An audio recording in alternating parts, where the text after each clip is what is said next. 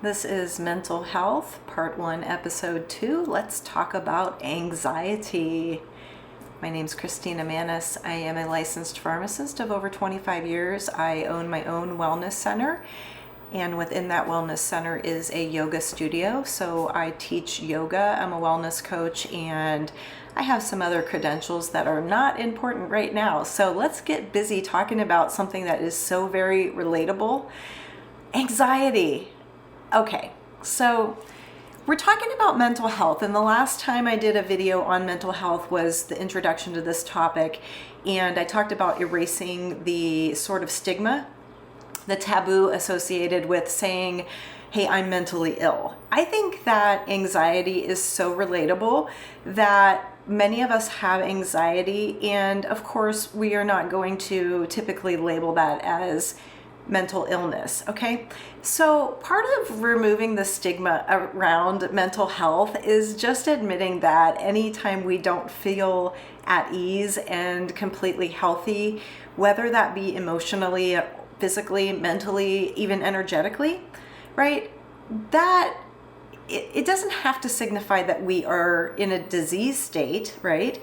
It doesn't have to signify that we have been disabled by this or that we are essentially ill, right? Mental illness. However, when we're not feeling well and we have a cold virus, don't we sometimes have to cancel seeing a client or cancel going into work and say, I'm feeling ill right now and I just don't want to pass that along to you.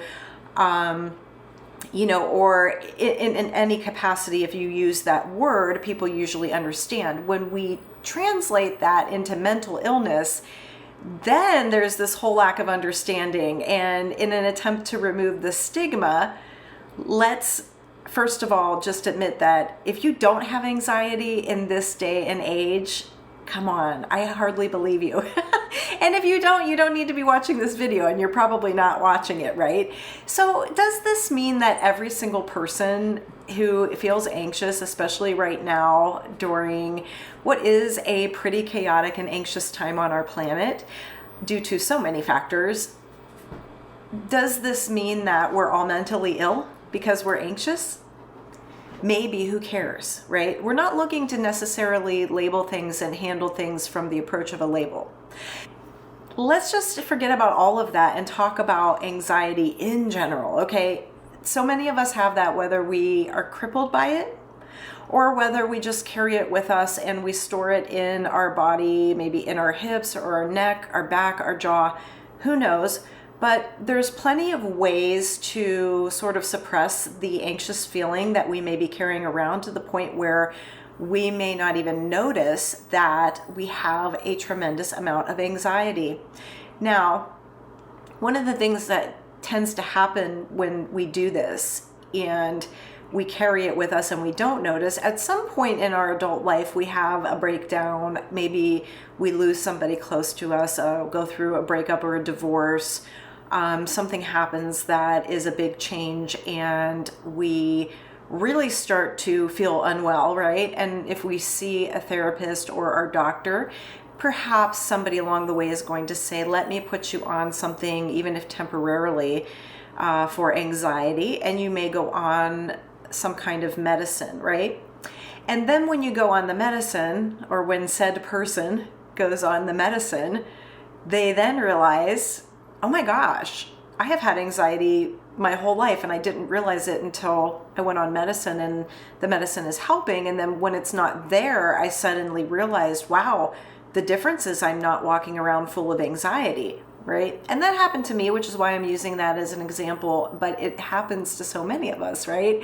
I went through decades of my adult life with crippling anxiety, and I knew that I had anxiety. I just was too prideful to take medication for it, which is so funny because I'm a licensed pharmacist. It's on the fast mover shelf, Prozac and, Zoloft and all of these, the SSRIs and all of the different varieties of antidepressants and anti-anxiety medications are on the fast mover shelf at a pharmacy. So even though I was aware that these medications are widely used and are very helpful, I didn't want to go on anything. And then when I was going through a move after having gone through a move the year before and a lot of personal things coming up.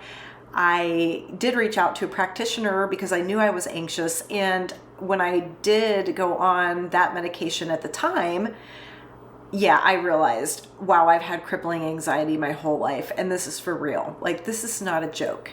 And so I think it is really a good idea to start having that conversation, because a person like me who, worked behind a pharmacy counter in a white coat for decades and had to deal with that high pressure job, okay, and had a lot of anxiety in handling the pressures of my own life, and for a long time wasn't on medication. I feel like I'm a great example of a person that you might be able to relate to. Just because you carry a lot of anxiety, if you're anything like me, it's hard for me to even go to the grocery store sometimes, right? Okay, just because you're that person doesn't mean that you're a failure, or you're going to be, or you're not going to be able to succeed in life, or that it is going to cripple you, right? Sometimes we have a lot of that hopeless feeling, right? Which is more associated with depression. But even a person who is anxious, it's mind racing, it's constant worry, right? It's concern. And in with that concern is often the fear of failure. And so I'm here to tell you that so many of us have anxiety, right? And that so many of us are not failures, right? In fact, the majority of us are not failures. Even if you're at a place in your life where you're like, yes, I am, how many years old are you, right? And you thought you would be further along, or you thought your life would look a lot different, you cannot deem yourself a failure, right? And so sometimes when we get into these discussions about mental health, we're hard on ourselves anyway. And so we just sort of forget that life is a series of challenges, right? It's a roller coaster of ups and downs. We're always going to have these moments where we celebrate something great, we have great times and vacations, and then we're always going to have other moments where we lose something, or something changes abruptly, or there's an accident or a mishap or a misunderstanding, and it throws us off, and we suffer because we grieve and we feel that sense of loss. Maybe there are regrets, maybe there are apologies that have never been spoken, and a lot of forgiveness that needs to happen. These are all very human things that happen along the way in life, and there are very few people that go through an entire adult life and do not have moments where they feel extremely anxious, where they are worried, where they're concerned, or where they are grieving the loss of a person or a relationship or a job. A job is a relationship. So we all go through the same hardships. Nobody gets out of this life alive, first of all, and also nobody gets out of this life without having gone through the ups and downs of being human. We are all in this part of it together. So when we do start to talk about and address this topic of anxiety, it should be relatable. And I do think that many of us, especially if you are living in the United States, you're part of a society and a culture that really has a viewpoint of what success looks like. And that is not always attainable. Not every person can be rich and beautiful and married with children and pets and the great house and a couple of cars and, an RV to go camping in. Not everybody is going to want that kind of life, and that's not what success looks like to everybody. But in our culture, what tends to happen is we start to feel less than if we don't want that, right? And we start to maybe not feel like we can be ourselves so much.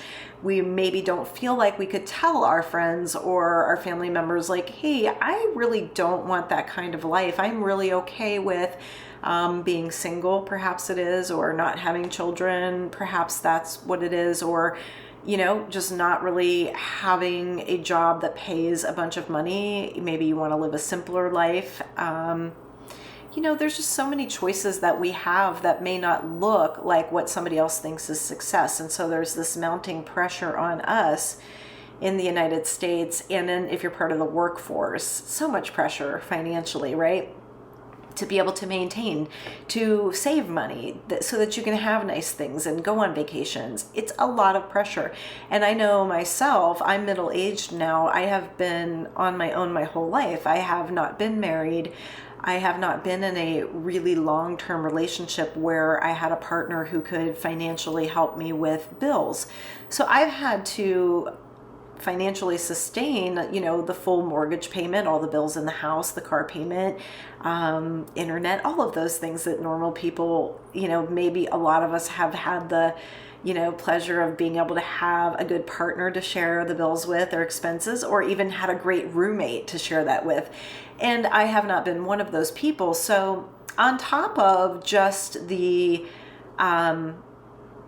optics, right, of what people think of you and what other people's idea of success is, and the fact that we feel some pressure in the United States, a lot of us do, to kind of pull off what looks like a successful life. On top of that, there's also the financial pressure that we all face in the day-to-day to keep ourselves going, to thrive and survive, right? And if you have a family and children, well, that pressure is even more, right? That's even greater, because there's a lot of single moms and single dads out there too, that not only are they working really hard paycheck to paycheck, but they're feeding more mouths than somebody like me who's just on my own.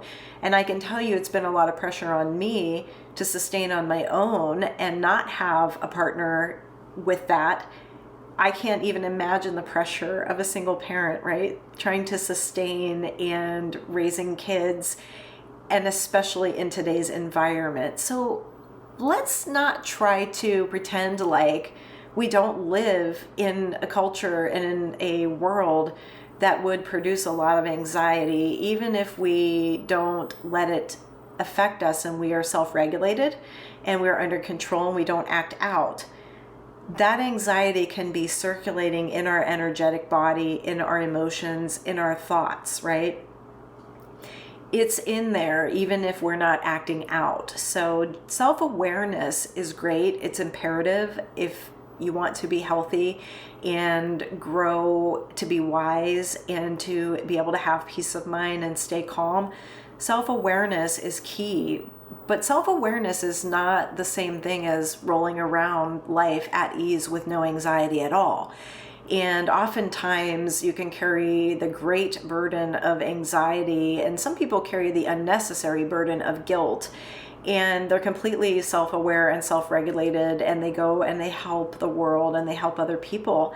And I'm so thankful that those people exist. But at the same time, we all have to understand that even the people that seem like they've had a charmed life, everybody is affected by the anxiety swirling around across the globe during the times that we are all living in right now. We have several wars on the planet that are important, right? We have so many geopolitical changes right now that are causing a lot of people to feel tension, even if you're not directly impacted by the geopolitical changes, the energies of everybody on the planet. We are all connected by those energies, and that does affect us, right? So there's that going on. There is a very unstable global economy happening at the moment where there are more questions than answers. And so there's so much unknown with that. So whether you believe it's going to level out and be better for us in the long run, or you believe it's a total disaster going to happen to us in the long run, doesn't matter. There's so much worry and concern. And even if you're not one to be concerned with global financial markets, there is enough concern with everybody around that it can penetrate the energy body of your community, right? And so, especially if you're reading headlines or turning on the television for like a news source or anything like that, you're going to find an anxious vibration. So we should not be labeling anxiety as though it is some kind of mental illness, even if it is, right? We don't have to label it as that. And we don't have to label it as something that's like unusual or it belongs to somebody that's a hot mess that can't handle themselves, because our viewpoint on what anxiety is needs to drastically change so that we can accept the fact that it's just a human condition that we all experience, right? We all will experience anger in our lives and sadness in our lives and happiness in our lives, and hopefully some moments of just ecstasy and exhilaration where we just have those super positive moments as well, moments of deep grief. And so our moments of anxiety are completely relatable, and we don't have to brush it under the rug and pretend like it is not happening. You don't have to hide the fact that it's a thing. So I'll share with you, for somebody like me, and many of you that have social anxiety or chronic anxiety can probably relate to this. Literally, there's times where going to the grocery store is hard for me. Literally, there are times when going to the mailbox and getting my mail out of the mailbox is hard for me, looking through the mail. Even sometimes if I let my emails pile up in my inbox and I need to clean that out, I have anxiety about going to the inbox to clean that out. Those things are normal everyday things that don't usually cause the average person to feel anxious, right? But there's a lot of us hiding the fact that we feel overwhelmed by the inbox, that we feel anxious when we have to look at the mail, right? That we feel anxious when we have to go to the grocery store and deal with the vibration of all of the other people moving about, and a lot of the people maybe not being very self-aware. And for some reason, for many of us, if you're anything like me, I pick up on other people's energies and emotions. So during a time when the world is in, a state of frazzle, as I like to call it, then the grocery store becomes so much more intense for me because everybody's vibrations are, ooh, ooh. And I can tell you recently, I hadn't been to like a high school sports event for a very long time, like decades. And this past year in the fall, I went to a high school, basketball game, and just being in the gym prior to the game, it was just a vibration of complete excitement, energy, stress, worry, concern, anxiety from, the parents being in there, the team, the coaches, everybody being in like this one location, which was the gym, normal activity. But my body started to react in a way where shoulders are up in the ears, and I am just literally almost starting to shake because I'm pinging off of everybody's energy in this gym. And I'm thinking, I just don't even know if I can sit here comfortably and watch this game, because the high school athletes as well get nervous about their games, and I was picking up that energy. So if you're a person who's really sensitive to people's energies, to their comments, to noise pollution, loud noises, lights, it can be very hard to just go and do things in society and out in your community that seem normal, that seem like they wouldn't cause you any stress, that maybe seem like for other people it's just a trip to the grocery store, right? Let me tell you, there are a whole group of us, and you might be a part of this group, that don't talk about the fact that we dread going to the grocery store. Sometimes we even dread going and meeting our friends out to watch a live band, or to just have a girls' night out or a guy's night out or whatever, couples' night out. Sometimes we even dread the fun stuff, the family vacation. Boy, isn't that relatable, right? Because you're about to have a great time, but there's so much to it. There's the packing. There's the travel plans. Will they get delayed? Will it be a smooth trip? Will somebody get sick on the trip, right? Will people get along? Will everybody be having a good time? Will everybody want to do the same things? And so just taking a family vacation or a group vacation for a week can be extremely stressful. And these are things that we put our photos on social media. We're like, yay, look at my life, look at us. But what we don't do, we don't talk about the anxiety. Sometimes it's like what happens with our spouse, right? Or our partner on these trips where we plan this great trip and we expect to have a wonderful time.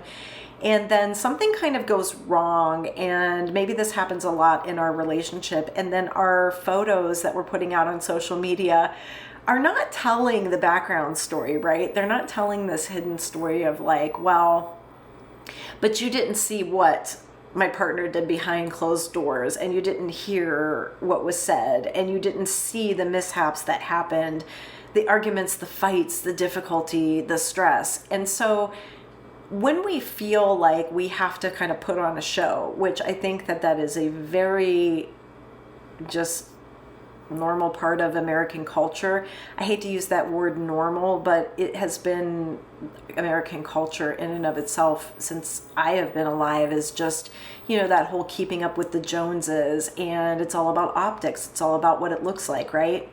And social media has only made that amplified, right? We have only ever made that more a part of our culture in terms of trying to present, well, like we have the perfect life.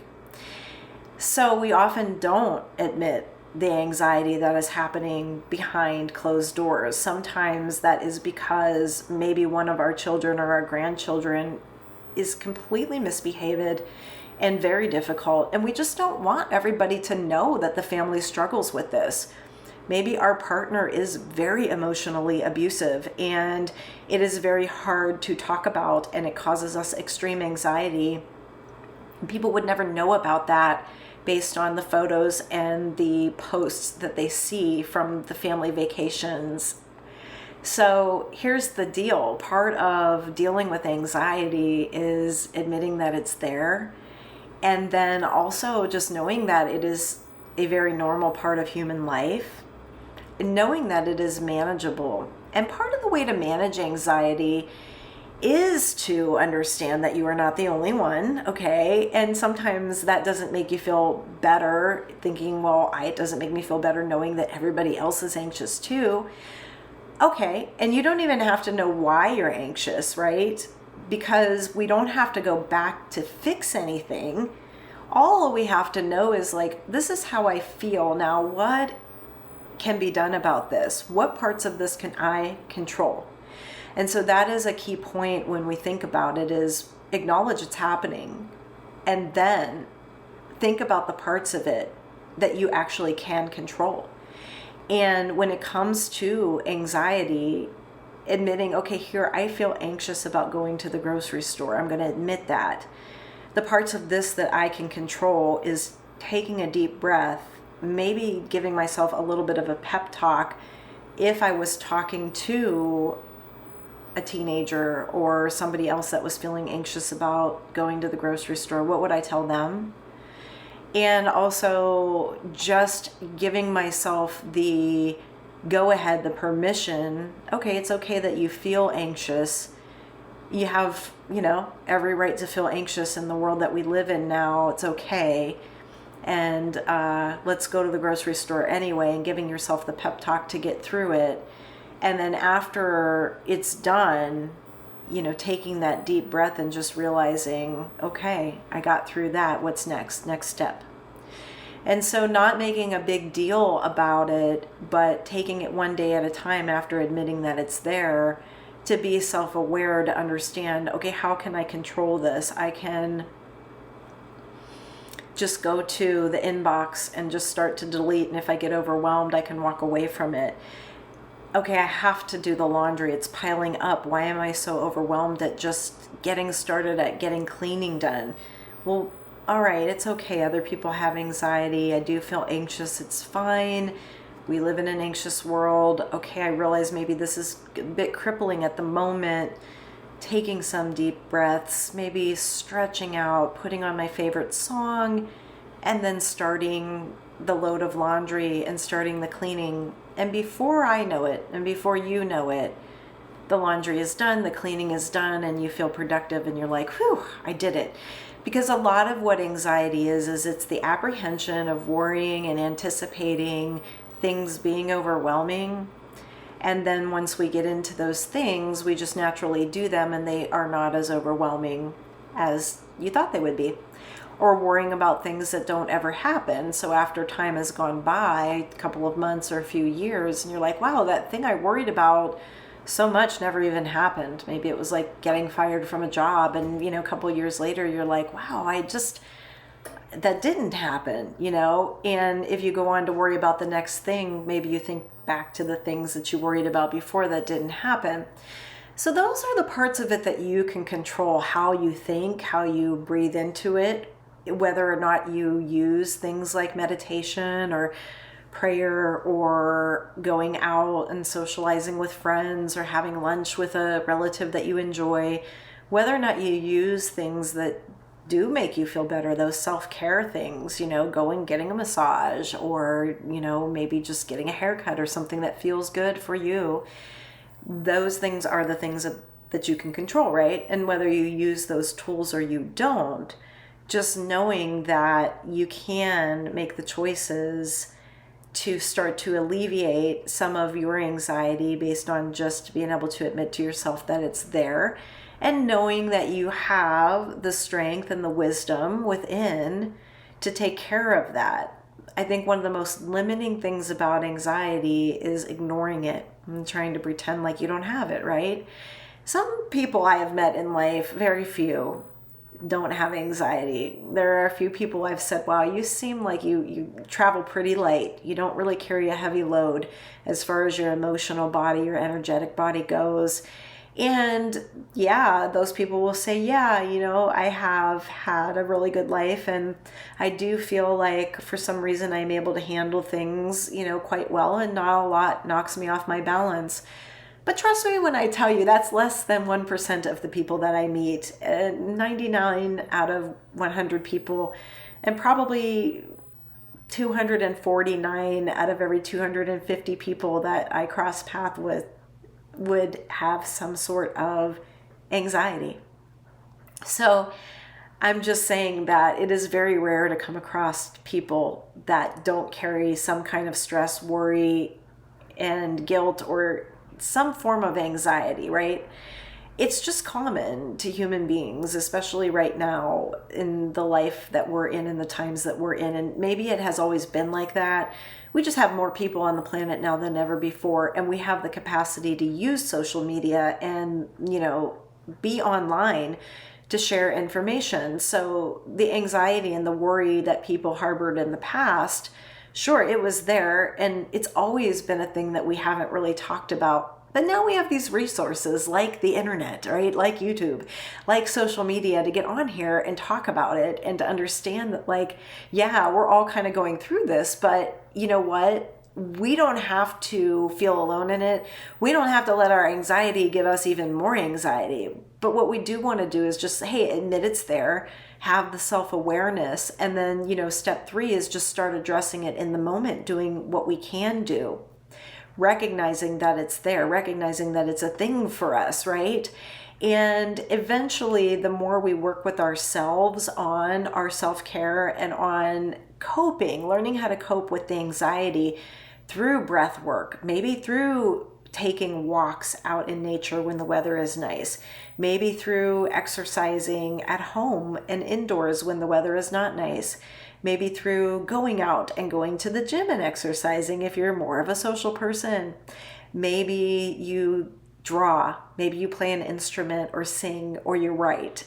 There are tons of ways to cope and use our hobbies and our free time to express ourselves in a way where we're not repressing and shoving down these anxious feelings, that we can work it out through a long walk the dog.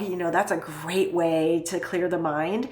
So we have an arsenal of tools, right, at our disposal, resources at our disposal, maybe even just going on to YouTube and listening to podcasters and people that we really admire, and just, getting lost in something on YouTube is a way to relieve anxiety. So there are a lot of resources we can use. So just admitting that, hey, this is a thing. A lot of us have this. We don't have to label it as anything. It's anxiety or not. I just feel like, hey, I just have some stuff I need to work out. You can just call it stuff if you don't want to call it anxiety. And then, being self-aware when it comes up. Okay, this is coming up for me. And then step 3 is just what's in my control and addressing it when and where I can, and using my hobbies and things that I enjoy to work it out with myself. Okay, so that's it for today, but this is an introductory topic again, because mental health is so vast, but just getting through what I think is the most relatable first topic here, and that is the topic of anxiety. So there'll be more on this as we go along with the mental health series, but I think this is an important thing to start talking about and recognizing, even if just to say, like, a lot of us are going through it. You're not alone. You can talk about it. I encourage people to talk about it more on social media than they do. I don't mind sharing the things about my life that go wrong on social media. I don't want my life to look perfect. I want to be relatable.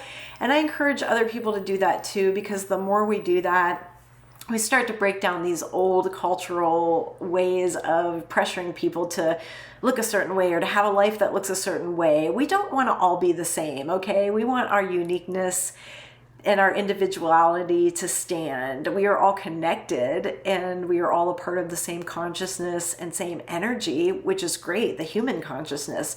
It's beautiful, right? But it's one that is expressive, right? So individual, unique expressions. And with that comes saying, like, hey, my life's not perfect. Look, I might have this part of my life that's a hot mess, and I want to share that with you so that you don't feel alone. And I love seeing that type of sharing going on right now on social media. Okay, so that's it for this episode on mental health. Hang in there, everybody. We're all in this together, and I promise it's going to be okay. Until the next time, be well. Thanks.